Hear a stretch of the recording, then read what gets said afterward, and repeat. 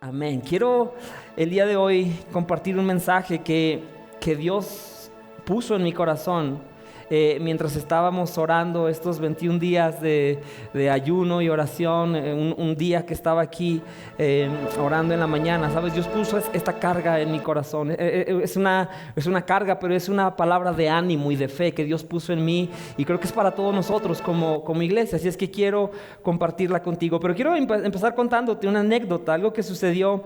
Es una historia real. En el año 2007, en la Universidad de Florida, allá en los Estados Unidos, ellos hicieron un nuevo estadio de fútbol americano.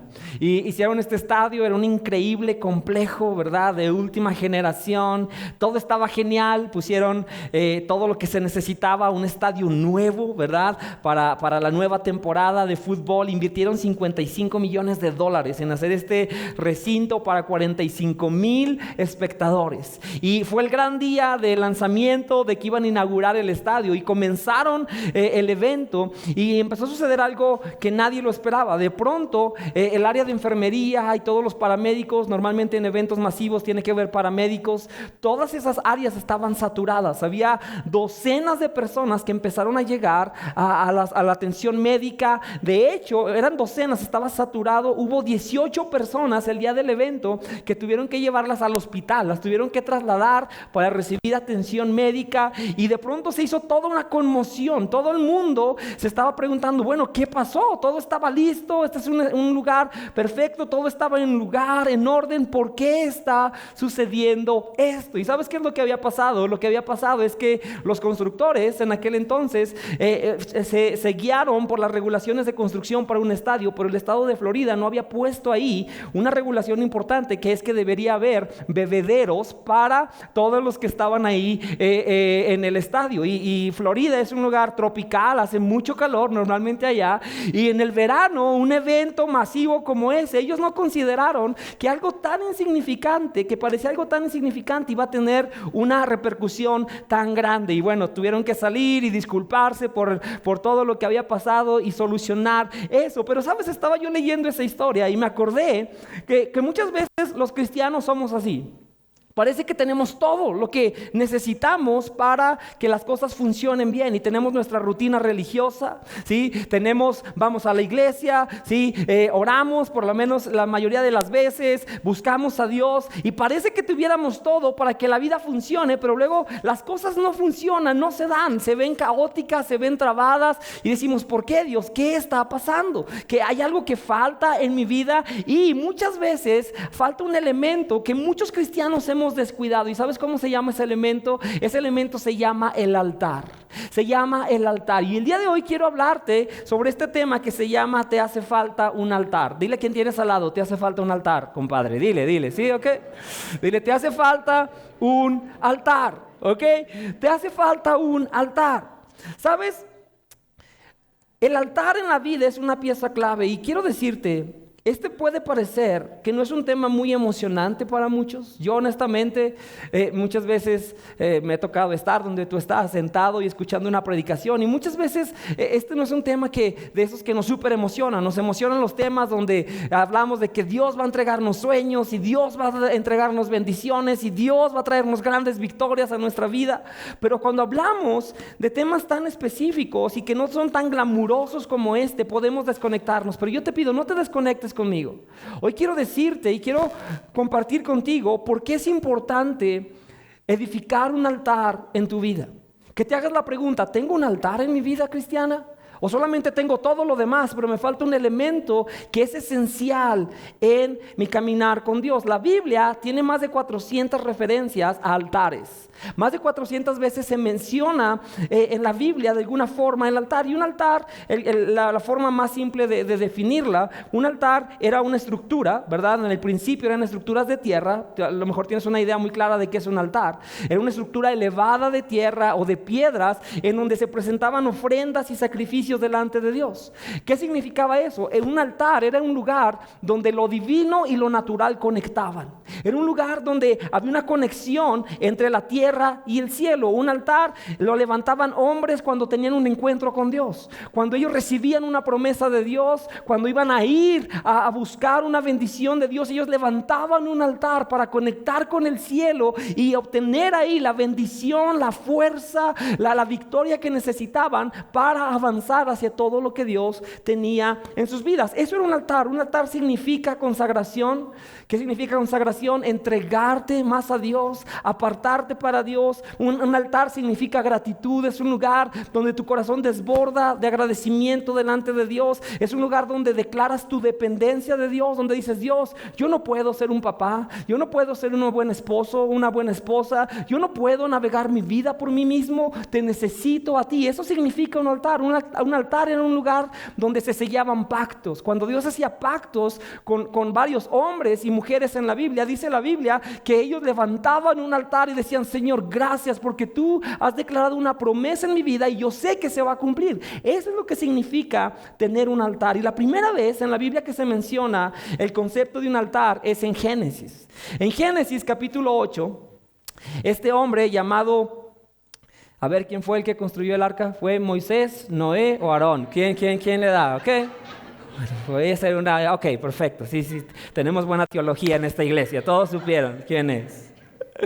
Este hombre llamado Noé había construido esta arca. Dios había decidido hacer un reset, había decidido comenzar de nuevo toda la historia de la humanidad y eligió a su familia para que fueran aquellas personas que iban a tener este nuevo comienzo para toda la raza humana. Y dice la Biblia que pasaron días y días en el arca encerrados con animales. ¿Te imaginas? Era muy caótico, pero finalmente las aguas descendieron y dice la Biblia que Noé y su familia pudieron salir del arca. Y en ese momento lo primero que hicieron en esta tierra completamente nueva, en este lienzo nuevo y caótico, ¿sabes qué fue? Lo primero que hicieron fue esto. Dice Génesis 8:20. Dice: luego Noé construyó un altar al Señor y allí sacrificó como ofrendas quemadas los animales y las aves que habían sido aprobados para ese propósito. La primera cosa que hizo este hombre saliendo del arca, ¿sabes qué fue? Fue y construyó un altar. Amén. Y es muy importante. La primera mención en la Biblia de los altares nos enseña por qué los altares son importantes. ¿Sabes? Imagínate a Noé saliendo de ese arca y ver el mundo que ha sido completamente devastado por la peor tragedia e inundación que jamás había existido. Era un desastre todo aquello. Todo estaba destruido, todo estaba caótico, todo estaba mal, ¿cierto? Porque Dios había decidido reiniciar el planeta Tierra por completo. Y en ese momento Noé pudo haber pensado muchas cosas. Oye, tengo tantas cosas que hacer. Tengo primero que sacar estos animales, luego tenemos que poner dónde vamos a pasar esta noche, tenemos que empezar a arreglar varias cosas. Pero no, lo primero que hizo Noé, dice la Biblia, es que salió de esa arca y levantó un altar delante de Dios. Amén. ¿Y sabes por qué? Porque estaba sin duda agradecido. Tenía un corazón lleno de gratitud. Acababa de ver la peor tragedia en la historia de la humanidad, pero Dios lo había conservado a él y su familia, y tenía un corazón de agradecimiento. Y le dice: Señor, gracias porque nos permitiste entrar a una nueva etapa donde no podríamos estar si no fuese por tu bendición. Pero no solamente estaba agradecido por el pasado, estaba confiando en Dios y dependiendo de Dios para el nuevo futuro que estaba por escribir. Un altar es tan importante por esa razón. ¿Sabes? Este hombre sin duda fue ahí a agradecer a Dios, pero también a encomendarse a Dios. También a consagrarse a Dios, a declarar su dependencia de Dios, a decirle: Señor, gracias. Y ahora la nueva historia de la humanidad depende de nosotros. Jamás podríamos hacerlo por nosotros mismos. Necesitamos tu bendición, necesitamos tu mano, tu poder obrando en nuestra vida, porque todo esto es muy caótico, parece muy difícil, la responsabilidad es tan grande, no podríamos hacerlo por nosotros mismos, pero dependemos de ti, oh Dios. Eso significó el altar para Noé, y eso debe significar un altar para ti y para mí. Un altar debe significar eso. Debe ser ese lugar donde nos encomendamos a Dios, donde nos consagramos a Dios, donde agradecemos a Dios, donde pedimos y afirmamos las promesas de Dios para nuestra vida. Esa es la importancia de un altar. Ahora, quiero decirte muy rápido, ¿por qué necesitas un altar de forma práctica? ¿Por qué necesitas un altar y qué obtienes en un altar? ¿Sabes? En un altar vas a obtener cosas de Dios que no obtendrías en ningún otro lugar. En un altar vas a encontrar cosas de Dios que no obtendrías en ningún otro lugar. No hay predicación tan buena, ¿sí? No hay grupo de conexión tan buenos. Y claro, tenemos que ser parte de la predicación, del adorar juntos, del congregarnos juntos. Eso es una parte esencial. Pero hay cosas que no vas a obtener jamás en tu vida a menos que aprendas a edificar un altar. Nadie logra, iglesia, la victoria espiritual sin el respaldo de un altar. ¿Sabes? Hay algo que a mí he descubierto a lo largo de los años. ¿Sabes por qué hacemos 21 días de oración y ayuno? ¿Sabes por qué? Porque a lo largo de los años Dios me ha ido enseñando.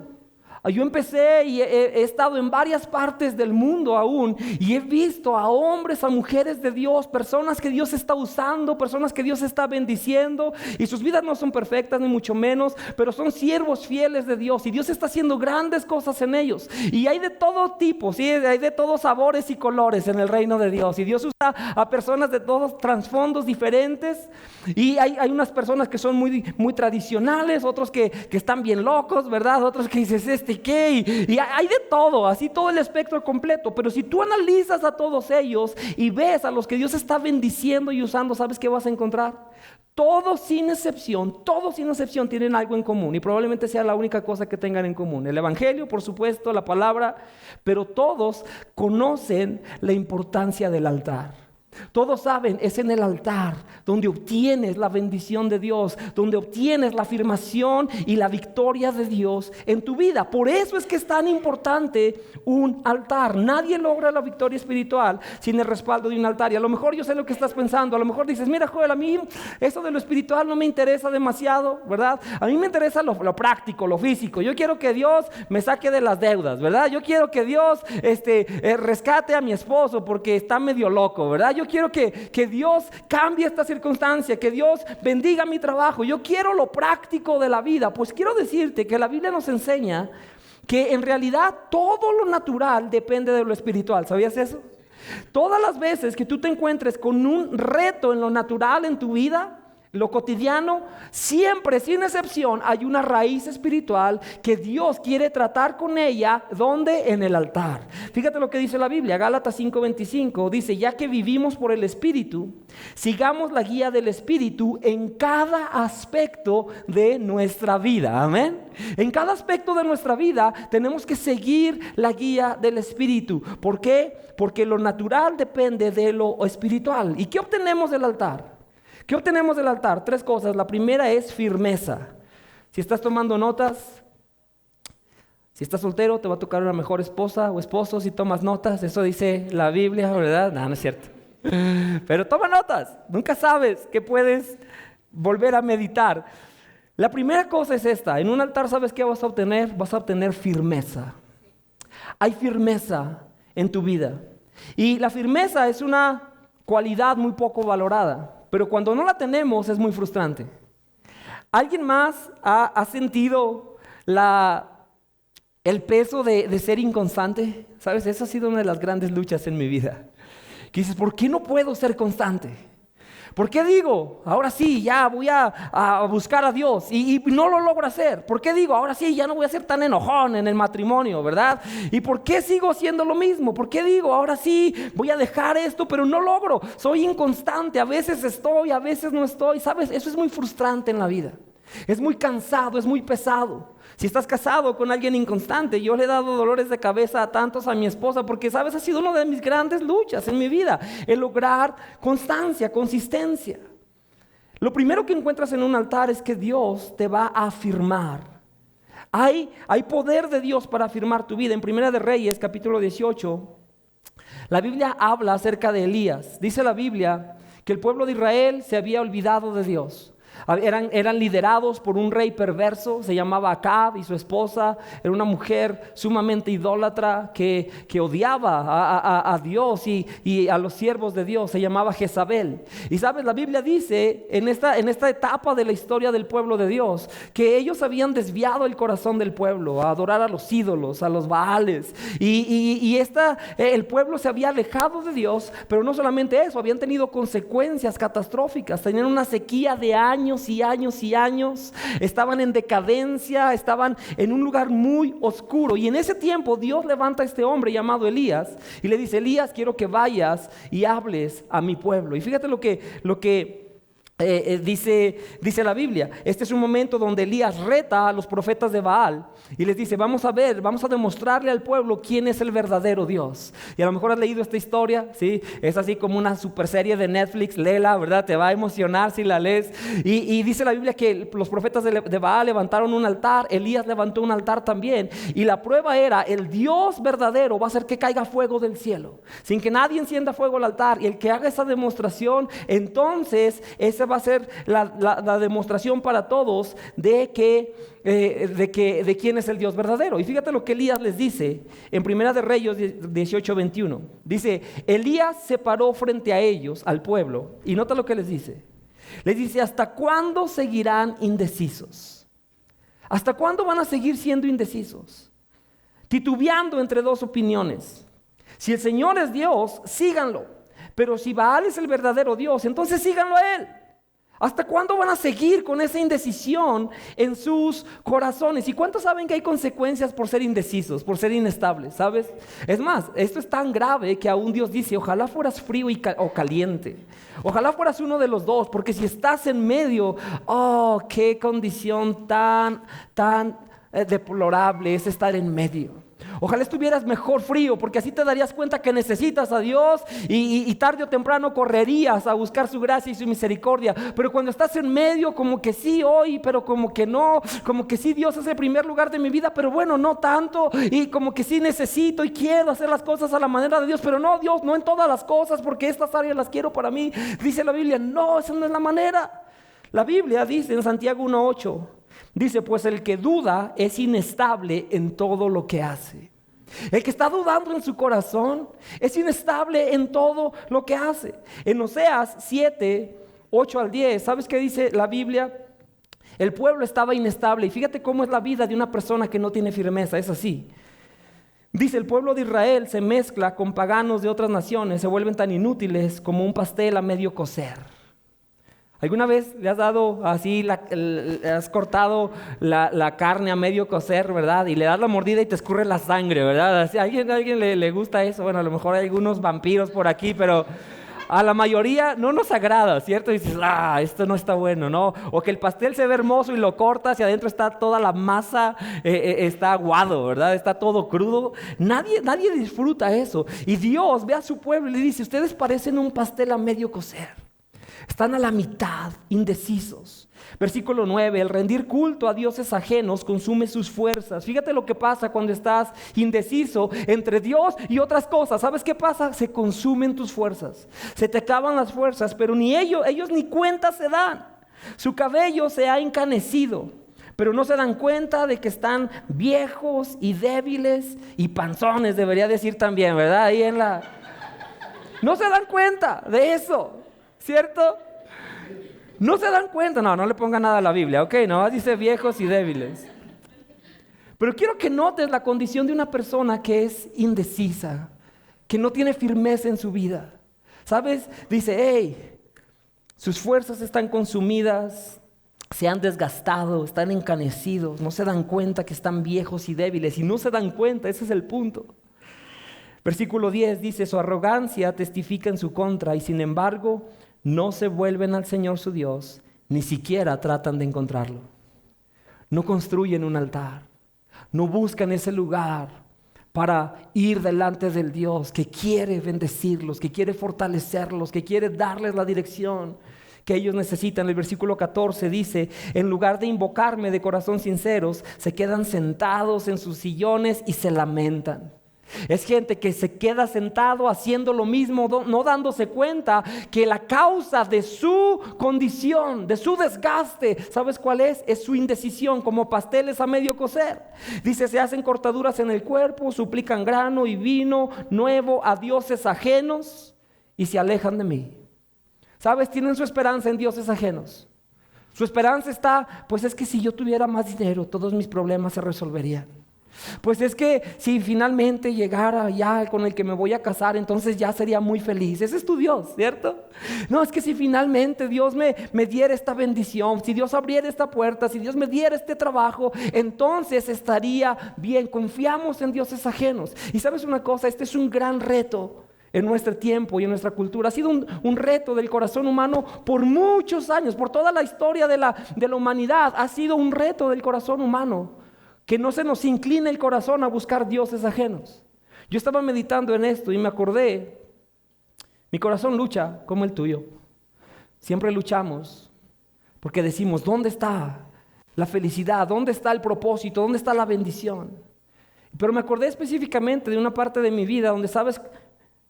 Me hice un idólatra sin darme cuenta en realidad. No me daba cuenta. ¿Y sabes cuál era mi ídolo? Los ídolos más difíciles de identificar son los ídolos que son buenos. Son los ídolos buenos, no los malos. Los ídolos buenos, ¿sabes cuál era mi ídolo? Mi ídolo era el ministerio. Yo hice el ministerio un ídolo. ¿Sabes por qué? Porque creía, el ministerio, tener éxito en el ministerio es lo que me va a dar propósito. Tener éxito en el ministerio es lo que me va a dar valor, me va a dar sentido, me va a convertir en alguien. El ministerio es lo que me va a dar la felicidad.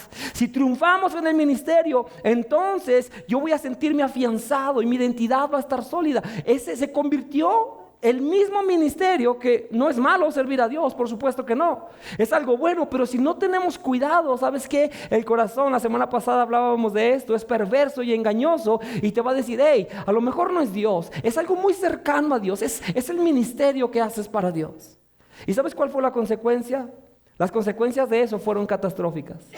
De pronto estaba desgastado, avejentado, estaba consumidas mis fuerzas. Un poco panzón también, para ser honesto. ¿Sabes? Estaba completamente desgastado en mi situación. Me quedé sin fuerzas para ser un buen esposo. Me quedé sin fuerzas para ser un buen siervo de Dios. Me quedé sin fuerzas para enfrentar el pecado. Me quedé sin fuerzas para ser un padre. Me quedé sin fuerzas para ministrar a otros. ¿Y sabes por qué? Porque yo era como ese pueblo de Oseas. Estaba agarrando un Dios que no era verdaderamente mi Dios. ¿Y sabes dónde se originó todo eso? En que mi altar estaba derribado. La indecisión, la derrota, la sequía, la ceguera del pueblo de Israel en los tiempos de Elías se debía, ¿sabes a qué se debía? Mira el versículo 39, Primera de Reyes 18:39. Dice, 18:30, dice, entonces Elías le dijo a todo el pueblo, reúnanse conmigo.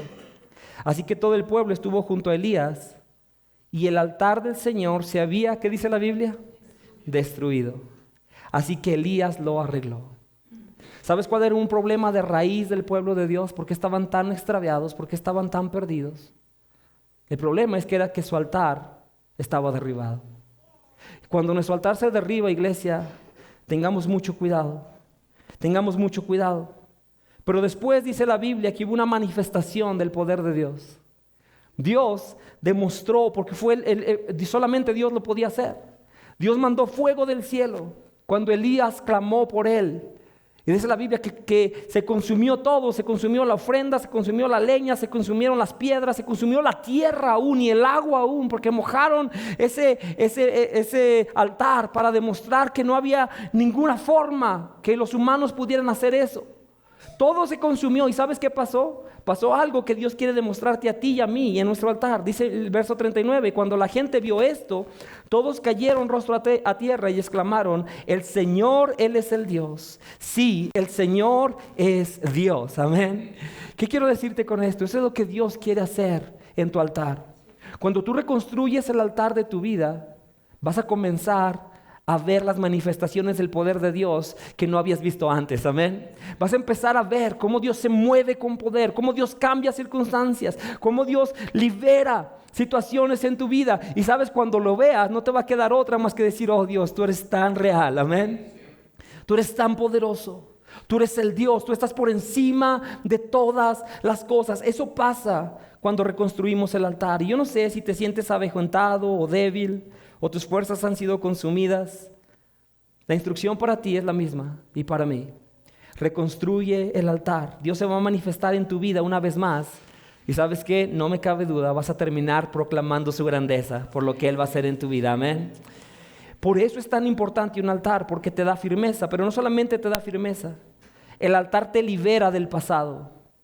El altar te libera del pasado. En Jueces capítulo 6 es la historia de Gedeón, uno de los jueces de Israel. Dice la Biblia que Gedeón había estado lamentando por mucho tiempo.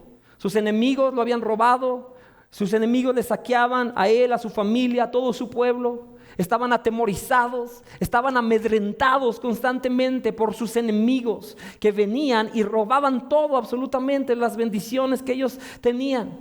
Y ahí está Gedeón clamando a Dios, y Dios manda un ángel y le dice: hey, quiero hacer algo. Voy a responder tu respuesta, te voy a dar victoria sobre tus enemigos. ¿Alguien quiere eso para 2024? Amén. Yo quiero eso, y lo quiero para mí, lo quiero para ti. Queremos ver la victoria de Dios. Y Dios le dice: lo voy a hacer, Gedeón, pero primero, fíjate lo que le dice, el versículo 25, Jueces 6:25, dice: esa noche Dios le dijo a Gedeón, el Señor le dijo a Gedeón: toma el segundo toro del rebaño de tu padre, el que tiene 7 años, y derriba el altar que tu padre levantó a Baal, y corta el poste dedicado a la diosa Acera que está junto al altar. Y después construye un altar al Señor tu Dios en el santuario, en esta misma cima, colocando cada piedra con cuidado. Y sacrifica el toro como ofrenda quemada sobre el altar, y usa como leña el poste dedicado a la diosa Acera que cortaste. ¿Notas lo que le dice Dios a Gedeón? Dice: Gedeón, yo te voy a dar la victoria sobre tus enemigos. Pero primero tenemos que hablar, porque tenemos un problema de altares. Hay un problema de altar, porque resulta que el padre de Gedeón era un hombre idólatra. Servía a los Baales, servía a la diosa Acera. Había levantado un altar para esos dioses falsos, allí en el lugar donde debería estar el altar de Dios. ¿Y sabes qué le dice Dios? Ve, derriba ese altar y sustitúyelo por el altar verdadero, que es el altar que honra mi nombre, amén. Y Dios le da esta instrucción. ¿Por qué? ¿Por qué? ¿Sabes por qué? Porque en toda la desgracia, en todo lo que había pasado, Dios le muestra ahí un problema de altares. ¿Por qué? Porque Dios quería traer libertad a Gedeón, pero a la siguiente generación, de esa herencia de maldición que había en su familia. Eso es algo muy importante, y papás, pongamos atención aquí. Yo no sé tú, pero ¿sabes? Hay cosas en mi familia. Todos tenemos una familia caótica, ¿ok? Todos, sin excepción. No tengo que conocer tu historia. Todos fuimos engendrados en pecado, vivimos en un mundo pecaminoso, y lo más probable es que haya cosas en tu ascendencia familiar que tú digas: yo no quiero que eso se replique en mis hijos. Yo no quiero que mis hijos cuenten la misma historia que han contado nuestros padres, mis abuelos, mis bisabuelos. No quiero que eso se repita, se tiene que cortar. Y Dios te dice: de acuerdo, yo quiero cortarlo, pero necesitamos arreglar el tema del altar en tu vida. Ese es el primer tema que necesitamos arreglar. ¿Sabes una cosa? Dice la Biblia que Dios le da esta instrucción. ¿Por qué? Porque Dios quería romper esa maldición generacional. ¿Qué maldición generacional Dios quiere romper en tu familia? Quizás es una maldición de enfermedades. Quizá es una herencia de idolatría, de rebeldía, de temores, de falta de identidad, de amarguras, de inmoralidad. A lo mejor tú ves al pasado y dices: hey, en el pasado todos los hombres en esta familia terminan siendo esclavos del alcohol. Yo quiero que eso se termine en mi generación y en mis hijos, amén. A lo mejor puedes decir eso. Hey, vengo de una familia donde la herencia es idolatría e inmoralidad, pero yo quiero, en el nombre de Jesús, que eso se termine en mi familia y en mis hijos. ¿Alguien ora de esa manera? ¿Alguien espera eso de parte de Dios? Yo lo espero. Una falta de identidad, un temor, somos temerosos todos en la familia, siempre estamos dudando. No, eso se acaba en el nombre de Jesús. ¿Y sabes dónde se termina? En el altar, amén. Necesitamos un altar en nuestra vida. Dios quiere darte la victoria sobre todas esas cosas. El número 3, Dios te quiere dar firmeza, te quiere liberar de tu pasado.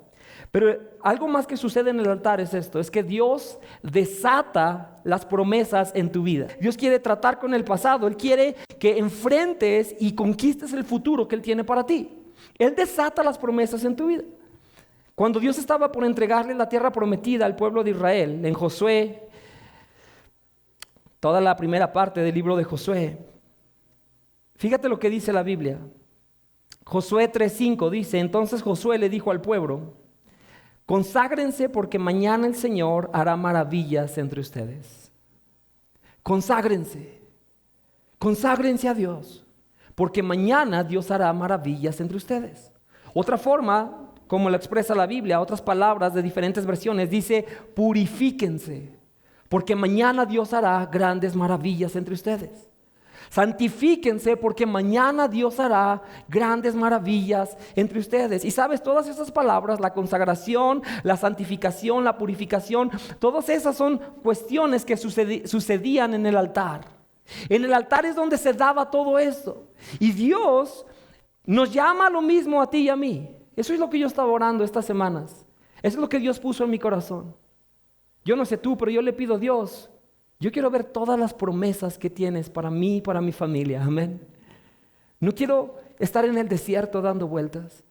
No quiero solamente escuchar de un gran Dios que hace grandes maravillas y milagros por sus hijos. Quiero verlo en mi vida. Y sabes, Dios puso en mi corazón. Y Dios me mostró eso estos días. Me dijo, Joel, sigue edificando el altar. Sigue edificando el altar. Sigue edificando el altar, conságrate, santifícate, preséntate delante de Dios, porque mañana yo voy a hacer grandes maravillas, amén. Y eso no es una palabra exclusiva, ni mucho menos, es una palabra de Dios para ti y para mí. ¿Quieres ver grandes maravillas de Dios? Santifícate, purifícate, conságrate, necesitas el altar. Piensa en esto, el pueblo de Israel por 40 años habían estado dándole vueltas al mismo desierto, eso dice la Biblia. 40 años, porque una generación incrédula no creyó que Dios podía entregarles la tierra. Y Dios les dijo, ¿sabes qué? Me cansé de ustedes. Los regresó al desierto y dijo, hasta que se termine toda esa generación. Eso fueron 40 años en el desierto. Y esta generación, la mayoría eran personas, todos eran personas menores de 60 años, a excepción de Josué y Caleb, eran los únicos más grandes. ¿Por qué? Porque Dios 40 años atrás les dijo, todos los que tengan más de 20 años de edad, todos ustedes van a perecer en el desierto porque no tuvieron fe. Esa es una historia tan trágica en la Biblia. No tuvieron la fe, el corazón para seguir mi instrucción. Ustedes no van a ver la tierra prometida, solamente la nueva generación. Pero sabes, esa nueva generación, muchos de ellos habían nacido en el desierto. Y habían nacido en el desierto. Y habían escuchado las increíbles historias de cómo Dios los liberó de Egipto, de las plagas, cómo Dios abrió el mar rojo para que ellos cruzaran, cómo Dios derrotó a todo el ejército más poderoso del mundo, que era el ejército de Faraón. Habían escuchado estas increíbles historias, habían oído de Josué y Caleb, que un día les platicaron, nosotros pisamos la tierra prometida y es una tierra de verdadera bendición y abundancia, y ahí es donde Dios los quiere llevar. Ellos habían escuchado todo esto, pero sabes, nunca lo habían vivido por ellos mismos.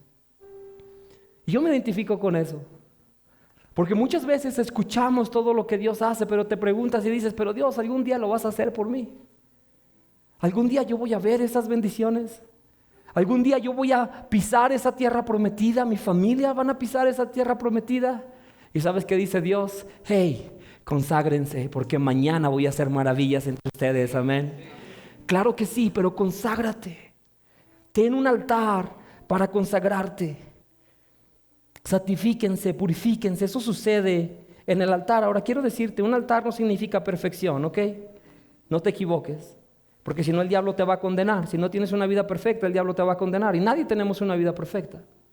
De hecho, la marca de un santo no es la perfección, sino la consagración. Un santo no es un hombre sin faltas. Es un hombre que se ha dado sin reservas a Dios. Eso es un verdadero santo. Sabes, es un hombre que constantemente está en el altar diciéndole, Señor, aquí estoy. Aquí estoy una vez más, Señor, dependo de ti. Quiero agradecerte, pero quiero consagrarme a ti, Dios. Este día necesito tu ayuda, porque yo no sé cómo ser esposo. Este día necesito tu ayuda, porque ni siquiera sé cómo ser un buen cristiano. Dependo de ti. Esa es una vida consagrada. Y no sé, iglesia, si le has dado vueltas al mismo desierto. No sé cuántas promesas de Dios se han retrasado en llegar. No sé qué milagros has escuchado de ellos, pero no los has visto. Pero ¿sabes algo? Lo que sí te puedo decir es: reconstruye el altar. Conságrate a Dios, porque mañana Dios hará maravillas. Amén. ¿Alguien sigue creyendo en un Dios que hace maravillas y milagros? Ese es nuestro Dios. Pero Él dice: conságrate, edifica tu altar. ¿Cómo lo hago una realidad en mi vida? ¿Cómo lo hacemos de forma práctica? Porque se oye muy ambiguo, ¿cierto? Un altar, Joel. ¿Quieres que vaya a la bufa y consiga piedras y haga algo en mi casa? No es así. Quiero decirte cómo se hace de forma práctica un altar.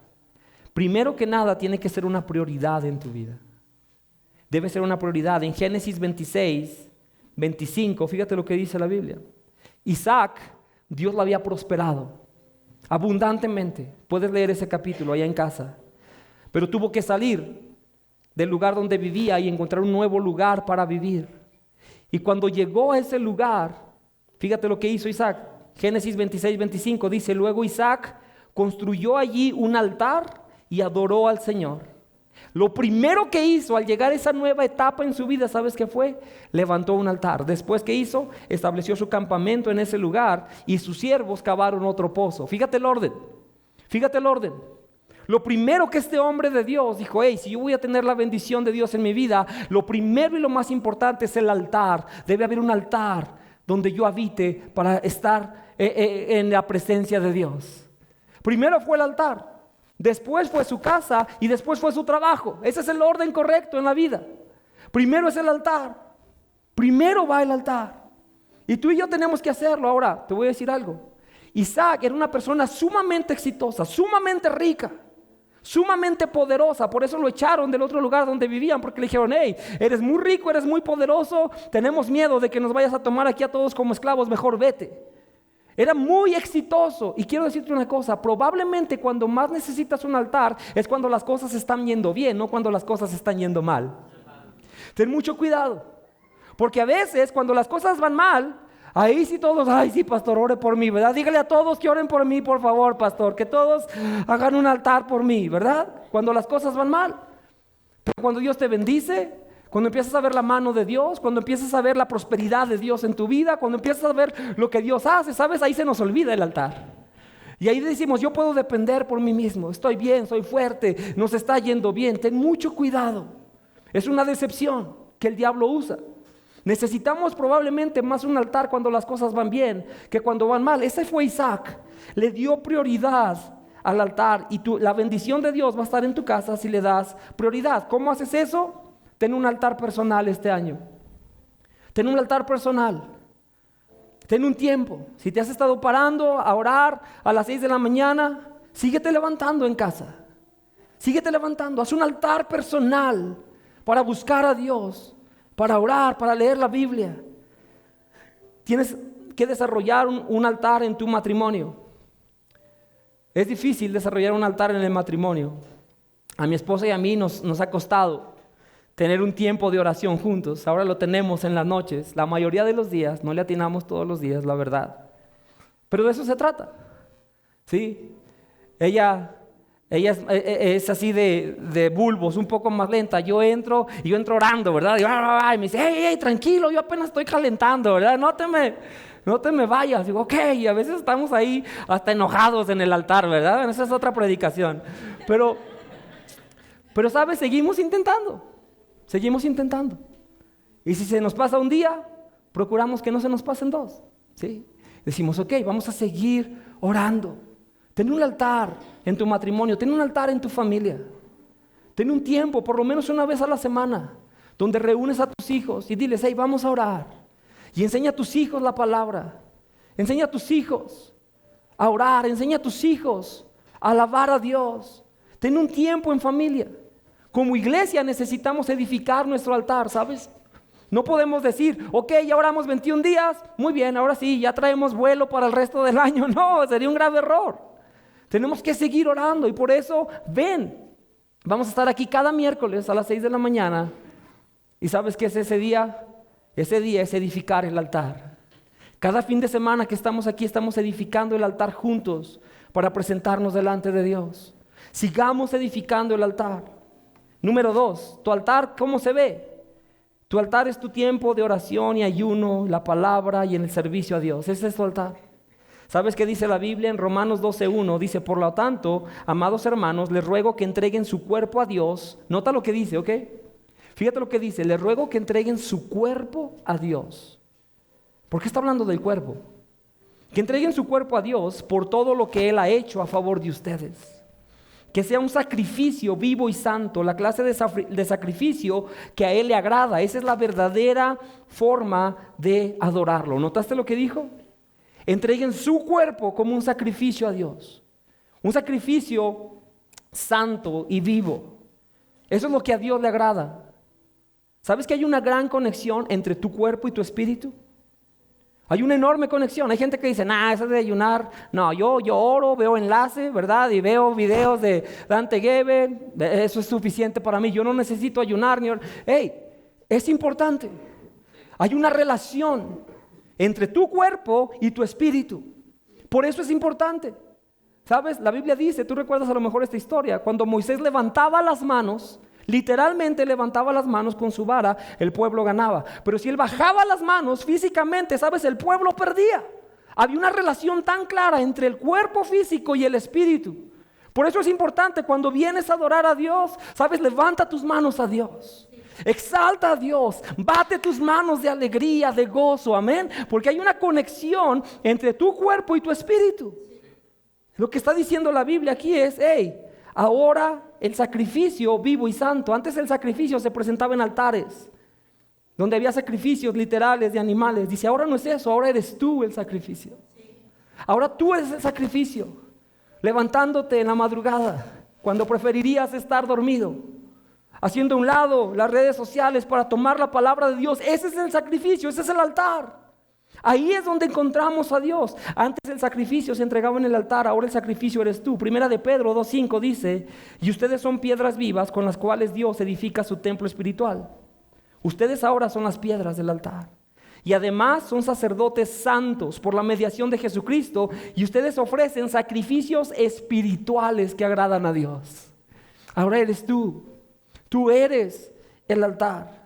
Nosotros somos ese sacrificio espiritual. Y lo último que quiero decirte, ¿cómo lo hacemos de forma práctica? Dale prioridad. Es tu cuerpo, es lo que haces, es el tiempo que inviertes en orar, en servir, en la palabra, en ayunar. Pero lo último es, no lo sobreespiritualices. No lo sobreespiritualices. Te voy a ser honesto. Cuando yo he estado muchas veces, y me encanta estar donde tú estás, sentado escuchando un mensaje. ¿Sabes? Por muchos años en mi vida escuchaba estos mensajes. ¿Y sabes cómo se sentían? Se sentían como penitencia. ¿Alguien más puede ser honesto? Así como que, ay no. Eso es lo que tenemos que hacer hoy, ¿no? Qué pesado, qué aburrido, ¿no? ¿Por qué Dios no nos pide ver predicaciones y memes cristianos en YouTube y TikTok, verdad? ¿Por qué Dios nos tiene que pedir esto? ¿Sabes? Y lo sentía tan desconectado de mí. Decía, yo ni siquiera puedo hacer eso. Eso es para señoras que oran todo el tiempo y pastores, no nada más. Eso no es para la gente normal. Pero ¿sabes algo? Luego avanzas en la vida. Luego te descubres que le estás dando vuelta al mismo desierto. Luego te descubres que estás desgastado. Luego te descubres que eres inconstante. Y empiezas a aprender y empiezas a decir, Dios, no quiero esto. No quiero una vida cristiana de mentiras. Quiero una vida cristiana real. Quiero ver tu poder, tu gozo en mi vida, tu paz, tu victoria en mi vida. Y Dios te recuerda y te dice, es el altar, Joel. Es el altar. ¿Y sabes qué ha ido haciendo Dios en mi vida? Y de verdad, oro por ustedes, iglesia. Oro que eso suceda en la vida de cada uno. Que Dios redima estos conceptos en nuestra mente. Que dejemos de creer, ay, esos son conceptos aburridos, súper religiosos para gente muy especial o muy espiritual. No, no, no, no, no. No es penitencia ni nada de eso. ¿Sabes? Es lo más maravilloso cuando aprendes a descubrir, a deleitarte en la presencia de Dios. Cuando conoces a Dios de una manera tan real. Cuando te deleitas de orar. Y no me tomes a mal, hay días que yo también batallo para orar. Me levanto y no sé mucho qué decir, pero ahora por la gracia de Dios estoy ahí, disfruto el tiempo en la presencia de Dios y disfruto orar. Y digo, Dios, gracias. Hay martes en la noche que honestamente estoy emocionado y digo, mañana nos vamos a reunir y vamos a buscar a Dios. Vamos a estar ahí, pero no siempre fue así, ¿ok? No siempre fue así. Porque tenía todas estas concepciones de que esto es obra espiritual. No, es para ti, amén. No es exclusivo para nadie, es para ti. Es que yo no sé mucho de Dios, es para ti. Dios te invita a que lo conozcas de una manera tan real en tu vida. Es para ti. Estas semanas, un día yo estaba orando y por lo regular oraba de aquel lado. Y sabes, estaba ahí orando y abrí mis ojos y vi un montón de muchachos, jóvenes que estaban aquí. Muchos en sus 20s o muchos menores de 20 años que estaban aquí orando, buscando a Dios. Y sabes que dentro de mí simplemente había gratitud y le decía, Dios, abre sus ojos. Enséñales que aprendan, que pueden venir a tu presencia. El salmista, ¿sabes qué decía? Mejor es un día en tu casa que 1000 fuera de ellos, amén. Esto es lo mejor, Dios. Y eso es a lo que Dios te invita, iglesia. Y yo te quiero decir, te quiero recordar las palabras que Dios habló a Josué. Conságrate hoy porque mañana Dios hará grandes maravillas en tu vida. Dios lo va a hacer. No descuides el altar. No estamos terminando un tiempo de buscar a Dios y de presentarnos en el altar delante de Dios. Apenas estamos comenzando, amén. Estamos comenzando un año. Busca a Dios en el altar y te vas a sorprender. Vas a encontrar todo lo que Dios tiene para ti. Quiero que terminemos, vamos a orar. Ahí donde estás, si puedes cerrar tus ojos un momento.